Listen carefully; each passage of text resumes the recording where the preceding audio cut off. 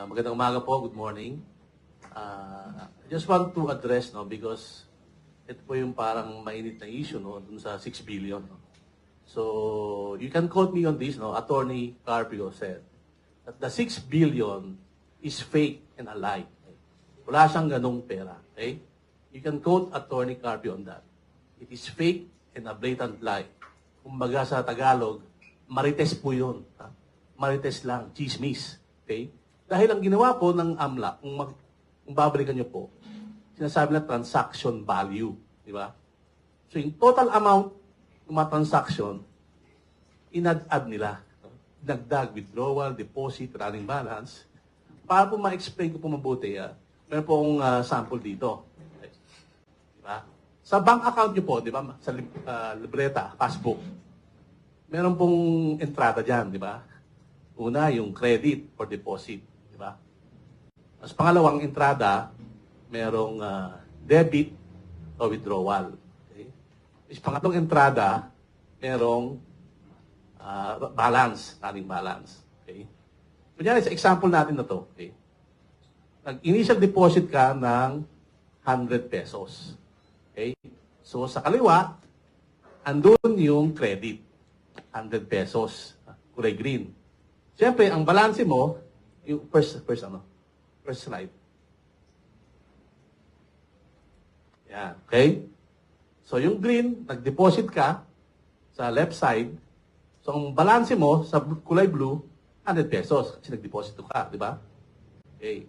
So, next transaction, winidraw mo yung 100. Okay? So, papasok yan dun sa debit, kulay pula.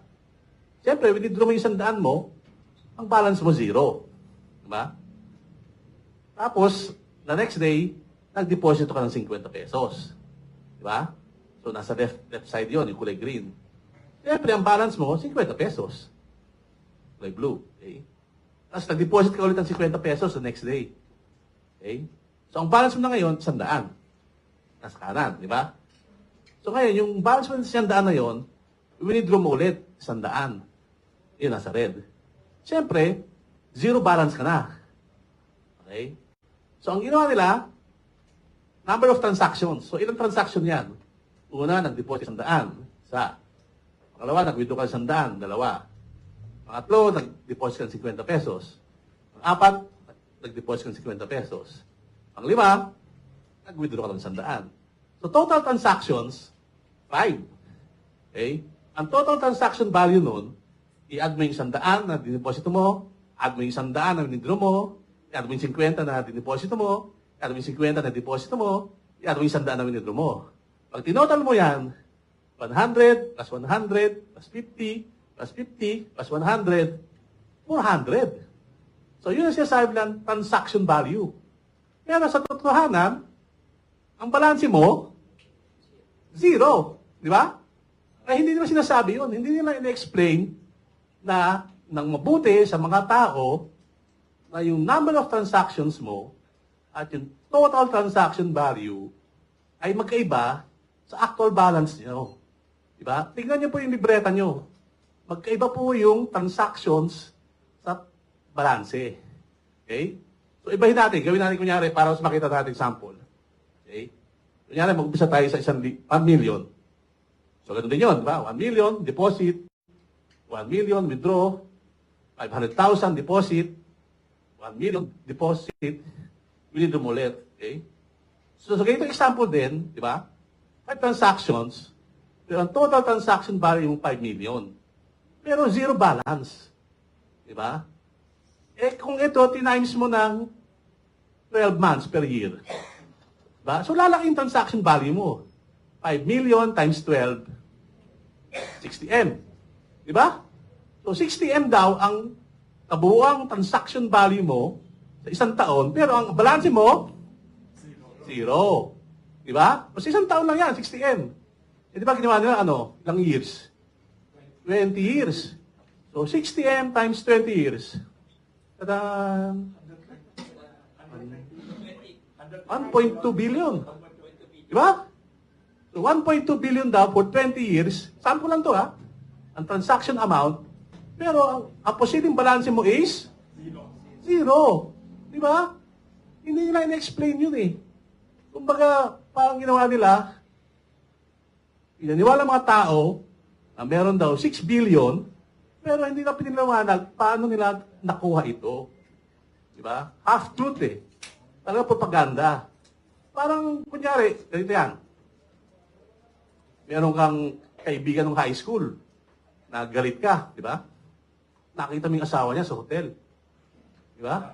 May kasama sa lobby ng mga klase, ng mga kaibigan sa opisina, lalaki, babae. Tapos, nakita mo lumabas kasama yung kaklase ng lalaki. Eh, galit ka dun sa asawa niyang, kabro mo nung high school. Inaalat mo sa G-chat, sa group chat niyo. Uy, nakita ko yung asawa mo lumabas sa hotel kasama ng lalaki. Diba? Pinost mo sa group chat niyo. Anong lalabas sa ibang tao? Diba? Nakita mo yung asawa ng kaklase mo na kasamang isang lalaki. Half-truth, di ba? Kasi totoo naman, may kasama siya, pero hindi niya sinabi na andun siya dahil may meeting sila ng ibang tao. Di ba? So, ganun po nangyari dito. Iniwan lang nila sa ere na meron daw 6 billion, allegedly pero hindi naman nila sinabi kung paano nila nakuha yun. Di ba? Pero kung titignan niyo po yung report na nakuha rin namin sa social media, kung busisiin niyo po yung report na yon, meron po doon nakalagay doon sa bandang dulo na yung may 2 billion doon na sinabi ng BPI, system glitch. Nagkamali po ang BPI. Eh, hindi dapat 2 billion yung andun sa amount na yon. Di ba? So, yun pa lang ba't hindi nila sinabi yun? Di ba? Kasi gusto lang malantag sa tao na ang laki ng pera, 6 billion. Di ba? Pero sa sample natin, posibleng zero amount na ang transaction value ay hindi ibig sabihin yun din ang pera mo sa bangko. Yun po ang gusto naming ipalahadan. As I said, Attorney Carpio vehemently denies the 6 billion.